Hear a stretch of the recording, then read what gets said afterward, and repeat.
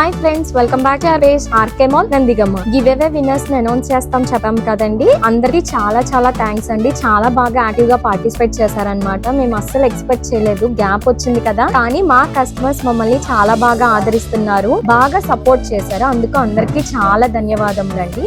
ఇప్పుడు నేను give away winner అనేది యాప్ ద్వారా పిక్ చేస్తాను. నెక్స్ట్ కమింగ్ వీడియో నేను మీకు యాడ్ చేస్తాను, చూసేయండి ఆ వీడియో.